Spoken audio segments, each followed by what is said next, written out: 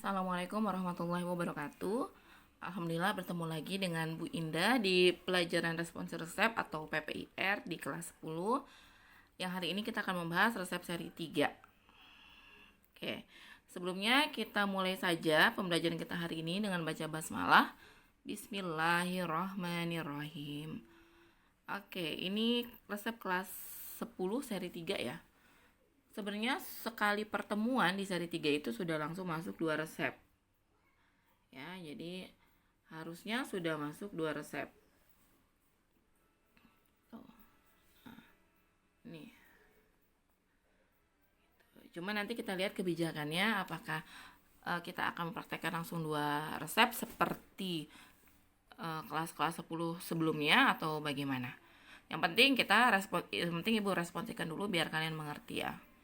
Oke, kita lihat resepnya. Yang pertama ini yang akan Ibu bahas ada resep yang kedua, yang ini. Ya.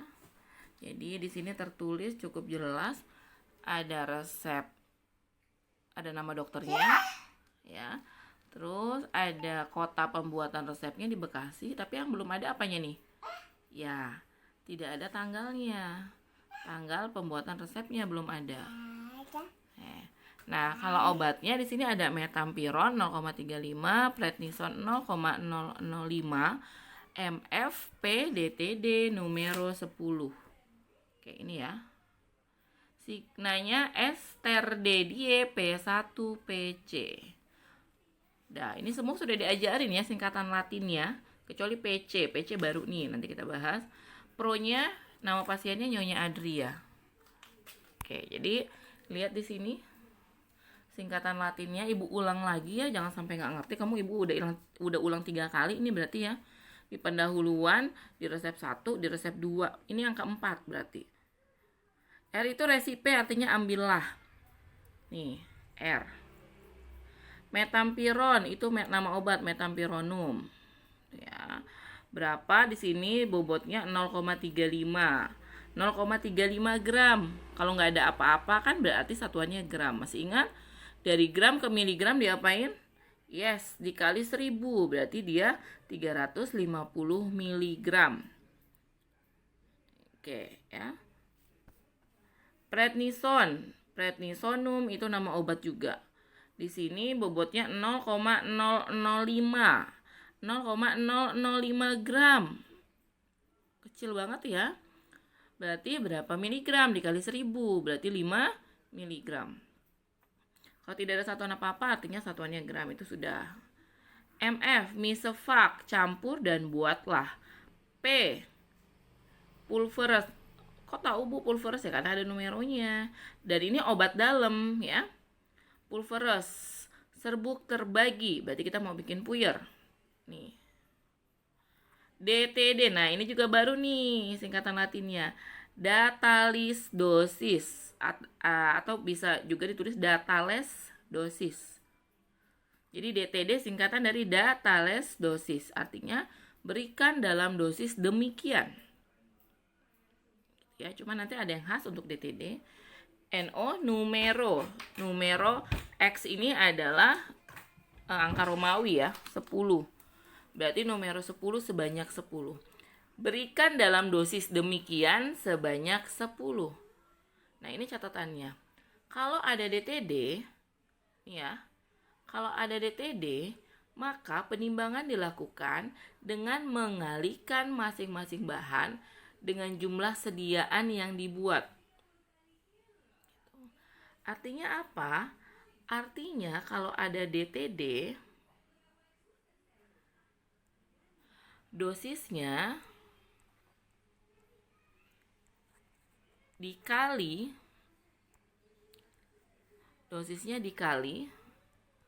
sejumlah numero. Numeronya berapa? 10.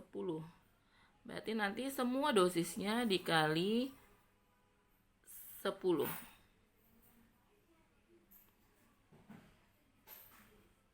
Di perhitungan. Ingat resep 1 dan resep 2 nggak ada DTD. Makanya ingat nggak, paracetamol 5 gram. Maka kita nimbang paracetamolnya 5 gram. Nggak dikali 10. Kenapa? Karena nggak ada DTD. Gitu ya, ini karena ada DTD maka dikali numero. Kalau numeronya 12 gimana? Kalau numeronya 12 berarti nanti dikalinya 12. Kalau numeronya 20 berarti semua yang di sini nanti dikali 20. Karena ini numeronya 10, maka nanti angka-angka yang di sini bobot obatnya dikali 10. Makanya kita lihat kok bobotnya kecil banget ya, karena nanti dikali 10. Jadi ini adalah bobot obat dalam satu bungkus. Ya. Nanti nimbangnya berapa Bu? Berarti metampiron ya dikali 10 karena ada DTD. Lanjut, S itu signa, tandailah TDD terdedie 3 kali sehari. P1 pulv uno 1 bungkus. Nah ini PC. PC ini adalah pos senam. Ya, PC. Sesudah makan artinya. Nanti ada lagi AC. AC itu antasenam. Artinya sebelum makan. Tulisannya memang pocoenam gitu ya. Tapi kamu baca jangan poscoenam. Tidak. Posenam. Posenam. Sesudah makan. Jadi signanya apa? Signanya berarti 3 kali sehari 1 bungkus sesudah makan. Tuh udah pintar. Jurnal resep isinya apa? Sama seperti jurnal kamu yang seri 1 dan seri 2. Kamu contoh aja isinya kelengkapan resep, komposisi, perhitungan bahan obat, penimbangan bahan obat, teknik pembuatan, dan penyerahan. Kita mulai dari kelengkapan resep. Seperti biasa kamu tulis dulu 7 poinnya. 7 poin kelengkapan resep. Kalau ada yang nggak lengkap, ya. Kalau tidak ada yang nggak lengkap, maka kamu tulis tidak lengkap resepnya. Contohnya seperti ini. Di sini ya. Nih. Dari 7 itu misalnya yang nggak ada tanggal pembuatan resep. Tadi apa kita cek? Tanggal pembuatan resep sama paraf dokter. Maka di kelengkapan resep kita tulis tidak lengkap. Kita usul ke pengawas karena resep nggak bisa dikerjakan kalau tidak lengkap. Maka kita usul ke pengawas supaya pengawas memberikan tanggal pembuatan resep dan paraf dokter agar resep kita lengkap dan bisa kita kerjakan. Contohnya seperti ini. Kelengkapan resepnya kita tulis 1-7. Nama, alamat, dan izin praktek dokter yang ini ada ya. Kita checklist. Tempat, kota, dan tanggal penulisan resep. Tempatnya ada nih nama kotanya. Yang nggak ada apa? Tanggalnya nggak ada. Tanda resipe ada. Nama, jumlah, dan cara pembuatan obat. Nama obatnya ada, jumlah obatnya ada. Ini kan ya angka-angka ini. Terus cara pembuatan obatnya ada nih. Suruh bikin apa tadi? Puyer. Dah, ada berarti. Aturan pakai ada ini. Signa kan tadi kan. Paraf tanda tangan dokter ada nggak? Hah? Tidak ada parafnya. Berarti ini nggak ada. Nama, umur, dan alamat pasien. Oke. Namanya ada. Umurnya ada nggak? Nggak ada. Ya. Tapi kalau di teori, kalau dia sudah nyonya, tuan, maka dia dianggap dewasa. Maka tidak usah menanyakan umur. Ya. Oke. Alamat pasien ya silakan ditanyakan. Walaupun nanti kalau di teori ilmu resep ya, yang ditanya alamat pasiennya itu kalau dia mengandung obat narkotik, itu wajib. Tapi gak apa-apa, untuk awalan kamu tanya aja alamat pasien. Berarti kelengkapan resep lengkap atau tidak? Tidak. Apa yang gak lengkap? Tadi tanggal ya. Tanggal pembuatan resep. Terus, apalagi yang kedua apa? Paraf dokter. Ini maklumin aja tulisannya ya, soalnya tidak menggunakan pulpen seperti biasa. Ini ya. Yang kedua yang ada di jurnal adalah, maaf, udah cukup mengerti? Udah ya? Jadi resepnya lengkap atau tidak? Tidak, berarti lengkapnya dicoret. Karena tidak lengkap kan? Apa yang mau diusul yang nggak lengkap? Yang nggak lengkap tadi apa yang nggak ada? Tanggal pembuatan resep, paraf dokter, apalagi tadi yang ketiga? Ya alamat. Alamat, ya boleh. Nanti kalau pengawas sudah ngasih, nanti pengawas dikasih nih, kamu tanggalnya disuruh ngisi tanggal praktek. Nanti pengawas ngasih paraf di sini nih, ya, ngasih paraf di sini. Nanti dikasih sini alamatnya, baru boleh kamu kerjakan resepnya. Oke ya. Udah ya. Nah, yang kedua adalah komposisi. Komposisi kita belum ada yang kita ambil dari buku standar. Karena cukup jelas metampiron nama zat aktif, prednisone nama zat aktif. Jadi cukup jelas. Jadi komposisinya kita strip. Kita lanjut ke perhitungan bahan obat. Oke. Catatan, ingat ada data list dosis. Berarti perhitungannya bobot zat dikali sejumlah numeronya. Tadi numeronya di resep ini 10. Berarti semua kita kali 10. Contohnya, metampiron 0,35 dikali 10 jadi 3,5 gram. Prednisone 0,005 gram dikali 10 jadinya 0,005 gram. Kalau kita mau 0,050 gram pakai anak timbangan berapa ya, Bu? Berarti kita pindah dulu dia ke miligram biar kamu ngerti berapa anak timbangan yang digunakan. 50 miligram. Ingat ya, dari gram ke miligram dikali 1000. Oke. Kalau 3,5 gram masih ingat nggak pakai anak timbangan berapa? Ada ingat? Iya. Anak timbangan 2 gram, 1 gram, dan ya 500 miligram. Ya, 2 gram, 1 gram, 500 miligram. Kalau 0,05, Bu, paket anak timbangan berapa? Dikali 1000 dulu, baru ketahuan 50 miligram. Gitu ya, jadi kalau kelas 10 itu kamu harus menuliskan kamu pakai anak timbangan berapa. Biar pengawas juga yakin kamu benar timbangnya. Soalnya ada yang 0,050 gitu ya, nimbangnya pakai 5 miligram. Kan nggak boleh. Timbangan yang anak timbangan yang paling bobot obat yang boleh ditimbang paling rendah adalah 50 mg di sekolah kita. Di sekolah lain ada 30 mg. Kalau sekolah kita patokannya 50 mg. Jadi kalau nimbang langsung 5 mg nggak boleh. Jadi harus hati-hati ya 50 mg. Laktosumnya, nah di sini Bu kok tiba-tiba ada laktosum. Oke, Ibu jelaskan dulu teorinya ya. Di sini Ibu cari kertas yang kosong. Oke, jadi kalau di farmasi itu ada yang namanya berat ideal puyer, ya. Jadi ada berat ideal puyer. Puyer itu biar ideal itu nggak terlalu banyak, nggak boleh terlalu banyak. Karena apa, nanti kalau terlalu banyak juga kita membungkusnya sulit. Ya. Di teori berat ideal puyer itu kalau anak kecil bayi gitu ya, anak kecil atau bayi gitu, itu biasanya berat idealnya 300 mg 300 mg per bungkus. Nah, ada juga yang sudah lebih besar atau anak-anak atau dewasa ya, 500 mg per bungkus. Oke. Jadi kita pakai patokan ini.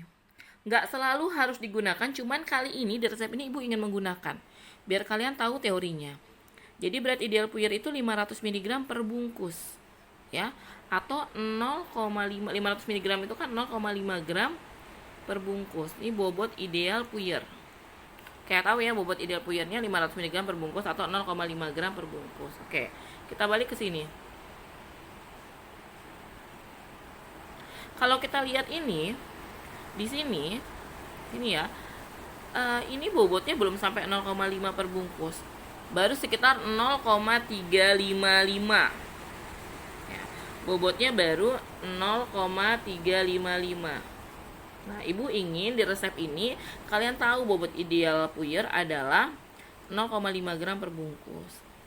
Bagaimana caranya, Bu, biar jadi 0,5 per bungkus? Kita menambahkan zat tambahan namanya laktosum. Laktosum ini zat tambahan yang tidak ada khasiatnya. Khasiatnya dia cuma sebagai zat tambahan aja, bukan zat aktif ya. Jadi dia tidak punya khasiat sebagai zat aktif atau sebagai obat. Rasanya agak manis. Laktosum itu artinya gula susu. Jadi rasanya agak manis dan dia juga bisa membantu agar puyernya nggak jadi pahit. Nah, untuk menambahkan serbuk ini 0,355 jadi 0,5 per bungkus, maka kita tambahin laktosum. Laktosumnya sampai 0,5 per bungkus. Masalah sampai ini udah Ibu bahas ya Sudah Ibu jelaskan di resep 2. Lihat lagi catatannya. At itu artinya sampai. Bagaimana perhitungan sampai? Oke, udah tahu ya teorinya ya. Resep ideal, bobot ideal puyer adalah 0,5 gram per bungkus. Di resep ini baru 0, kita lihat baru 0,35 sama 0,005, baru 0,355.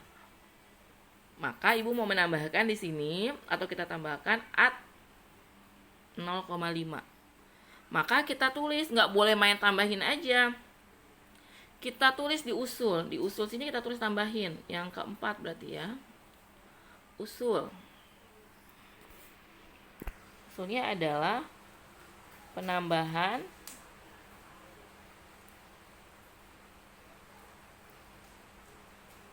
laktosum.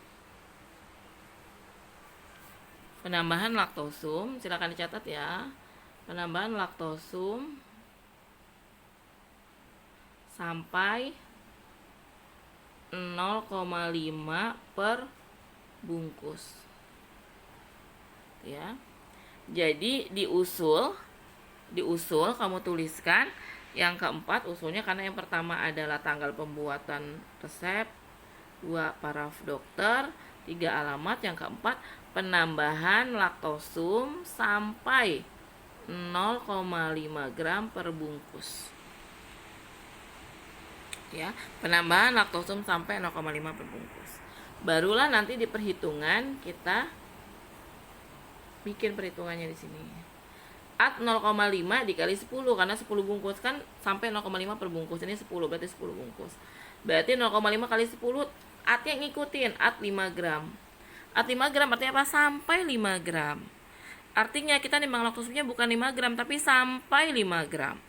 Maka berapakah sampai 5 gram itu? Ya dikurangin zat yang di atasnya.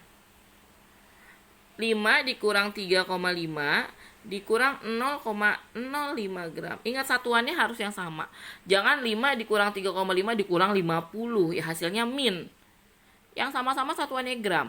5 gram dikurang 3,5 gram dikurang 0,05 gram. Hasilnya adalah 1,45 gram.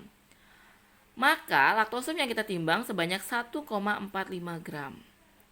Ya, jadi kalau ditambah nih 3,5 tambah 0,05 tambah 1,45 adalah 5 gram. Artinya pas 5 gram itu 10 bungkus. Berarti satu bungkusnya itu bobotnya 500 mg 0,5. Berarti kita sudah mencapai bobot ideal serbuk atau puyer. Ya, nanti kalau belum ngerti tanya ya di grup, nanti Ibu jelaskan lagi. Oke.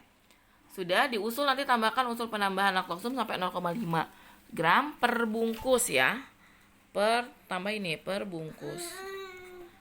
Dah, mengenai perhitungan at sudah Ibu jelaskan di PPR resep 2. Oke, lanjut. Penimbangan bahan obat isinya apa? Nama latin obat di sini ada metampiron, golongan obat keras, prednison, golongan obat keras, laktosum, golongan obat bebas. Ini ya. Nah, kalau sudah golongan obatnya ditulis juga, terus ada takaran maksimumnya. Kalau obatnya ada TM, tapi di sini nggak ada yang TM. Ya, jadi TM-nya bisa kita coret aja, strip. Nah, penimbangan jumlah obat yang ditimbang kita lihat di perhitungan. Tadi berapa? Metampironnya, tadi penimbangannya, metampironnya berapa tadi? 3,5. Prednisonnya 50 mg. Laktosumnya 1,45.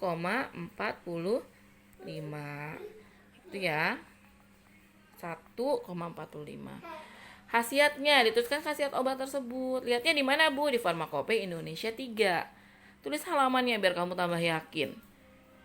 Ya. Nah, di sini Ibu kasih contohnya metampiron. Kalau kita lihat di FI3 itu khasiatnya sama seperti paracetamol kemarin, analgetik dan antipiretik. Prednison apa? Prednison itu di FI3 adrenoglucocorticoidum. Kamu lihat nanti di FI3. Adrenoglucocorticoidum bahasa gampangnya adalah obat radang. Jadi prednison itu untuk obat radang. Jadi kalau kita lihat sini mungkin dia radang tenggorokan, ya kan? Karena ada metampironnya, ada anti nyeri dan penghilang demam. Berarti kemungkinan prednisonum di sini sebagai obat radang untuk radang tenggorokan. Nah, di sini seperti ini. Kurang lebih seperti ini. Nanti silakan kamu bikinnya lebih rapi dan kamu cari sendiri khasiatnya di FI. khasiatnya itu tulisnya dalam bahasa Latin ya, misalnya metampiron, analgetik, antipiretik. Tapi kamu harus tahu artinya. Prednisonum adrenoglucocorticoidum. Itu artinya bahasa gampangnya anti radang. Laktosum itu khasiatnya cuman sebagai zat tambahan. Nah, seperti ini. Lihat cara pembuatan kotaknya, itu lihat di jurnal-jurnal sebelumnya. Nah, ini Farmakope Indonesia 3 ya. Kamu lihat, bisa lihat di belakangnya ya, untuk lihat indeksnya, atau kamu mulai dari depan, dia akan berurutan abjad. Kita lanjut ke teknik pembuatan 1-3, tulis seperti biasa. Apa tuh? Siapkan alat-alat. Yang pertama, yang kedua, setarakan timbangan, ya kan? Yang ketiga, alasi mortir dengan serbet, atau alasi lumpang dengan serbet. Itu 1-3 itu harus tulis. Cuman ya biar cepat kalau ibu nggak ditulis. Kalau kamu harus mesti wajib ditulis di jurnal. Yang keempat, timbang bahan obat. Apa yang ditimbang? Metampiron 3,5 gram, prednison 50 mg, laktosum 1,45 gram. Siapin timbangannya. Ya, ini ya. Siapin anak timbangannya. Makanya ada setarakan timbangan. Timbangannya harus setara, terus anak timbangannya juga disiapkan. Terus yang kedua, kita punya teori. Masukkan sebagian laktosum ke dalam lumpang gerus untuk melapisi pori-pori mortir. Ingat ya, teori yang tadi yang bobot ideal puyer 500 mg per bungkus itu tidak selalu harus dipakai, apalagi zaman sekarang. Nggak selalu harus dipakai. Tetapi itu teori. Dan juga bermanfaat supaya puyernya tidak pahit ya, ditambahin laktosum. Dan biar bobotnya ideal. Nah, di sini ada laktosum, maka kita masukin dulu laktosum sebagian. Boleh setengah, boleh sepertiga. Pokoknya sebagian. Buat apa? Buat kita gerus dulu untuk melapisi pori-pori mortir. Karena di sini ada obat keras, ada prednison yang dalam jumlah sedikit. Khawatirnya kalau prednisonnya duluan, nanti justru dia yang masuk ke dalam pori-pori mortir. Ini teorinya begini. Kalau di kenyataannya gimana, Bu? Kalau di kenyataan sekarang hampir jarang pakai laktosum ya. Ada juga biasanya pakai tablet pemanis. Jadi laktosum udah diganti dengan tablet pemanis. Jadi boleh zat aktifnya duluan. Cuman kalau sekarang kita belajarnya teori, maka di prakteknya kita ikuti dulu teknik teorinya ya. Sebagian laktosum ke dalam lumpang kita gerus dulu sebentar untuk melapisi pori-pori mortir, baru masukkan zat aktif yang jumlahnya sedikit. Prednison, gerus sampai halus dan homogen. Apalagi metampiron, gerus lagi sampai halus dan homogen. Kalau ada dua seperti ini, yakinkan dia homogen. Kalau ada yang berwarna mah enak ya, berarti warnanya jadi homogen. Misalnya putih sama merah, jadinya kan serbuknya pink gitu kan, kelihatan homogennya. Kalau serbuknya warna putih dan putih, ya berarti kamu yakinkan saja, kamu gerus secukupnya sampai dia homogen. Kalau halus kan bisa dirasa ya, sudah ada gerenjel-gerenjel. Cuman kalau homogen ini, kalau tidak berwarna memang nggak kelihatan. Jadi kamu harus yakinkan diri kamu kalau dia sudah homogen. Caranya dengan apa? Menggerus dengan baik dan benar. Terakhir, laktosum yang tadi kan masih ada sisanya tuh, masukin, gerus lagi sampai halus dan homogen. Lalu bagi serbuk menjadi 2 bagian sama banyak, masih ingat? Yes, kamu bagi tuh di meja. Di timbangan. Serbuk yang udah halus dan homogen kamu bagi di timbangan kiri dan timbangan kanan gitu kan. Sampai dua-duanya jumlahnya bobotnya sama. Kamu nyalain timbangan, nggak ada yang berat ke kanan ke kiri sih timbang. Kalau lebih berat kanan, ambil serbuk yang kanan, pindahin ke kiri. Kalau lebih banyak kiri, pindahin serbuk di kiri, pindahin ke kanan. Udah. Kalau sudah, masing-masing ini kita bagi buat 5 dan 5 karena 10 ya. Kalau 12 berapa? Berarti 6 dan 6. Karena kita 10, maka seperti biasa gimana? Kertas perkamennya 5 di atas, 5 di bawah. Kanan menempel pada yang kiri, bawah menempel sedikit pada yang atas. Ya. Bagi serbuk menjadi 2 bagian sama banyak, masing-masing untuk 5 bagian sama rata secara visual. Jadi yang pertama, untuk 5 yang pertama, yakinkan kalau ini sudah sama secara mata kamu. Mata kamu lihatnya sama, nggak ada yang lebih sedikit, nggak ada yang lebih banyak. Serbuk yang kedua ini untuk 5 bagian bawah. Ya, ngebaginya mulai dari kiri atas. Oke. Lalu bungkus seperti puyer. Mulainya dari mana? Dari kanan bawah supaya rapi, supaya ini kan yang terakhir ya, yang tidak ditindih oleh siapa-siapa, tidak ditempel oleh siapa-siapa, maka gunakan dulu bungkus dulu yang sebelah kanan paling bawah. Kalau semuanya sudah sampai 10 kamu bungkus jadi puyer, masukkan ke dalam pot plastik, beri etiket. Etiketnya gimana, Bu? Kita masuk dulu ke pengetiketan penyerahan. Di jurnal bagian terakhir nih ya. Wadahnya apa? Pot plastik. Labelnya di lab ada 2 label, kocok dahulu untuk sediaan cair dan label NI, nah iteratur. Artinya tidak boleh diulang tanpa resep dokter. Nah, kita mau bikin puyer, mungkin nggak pakai kocok dahulu ya? Nggak mungkin lah, Bu. Ini kan bukan cairan, masa dikocok gitu kan? Oke, udah. Apa lagi? Label NI itu untuk obat yang ada obat kerasnya. Resep kita ada obat kerasnya nggak ada. Berarti pakai nih label NI. Oke ya. Etiket di lab ada 2 jenis etiket. Etiket biru untuk obat luar dan etiket putih untuk obat dalam. Puyer obat apa? Minum melalui mulut. Berarti kita pakai etiket putih. Pronya nama pasien siapa? Nyonya Adri. Signanya apa? Tadi ada 3 kali sehari, 1 bungkus sesudah makan. Kayak seperti ini ya. Ini kurang 1 nih, ini kurang label NI-nya, harusnya ditempel nanti di sini. Jadi kamu bikin jurnalnya nanti begini sampai ke etiket dan label. Ini label NI. Ya, baru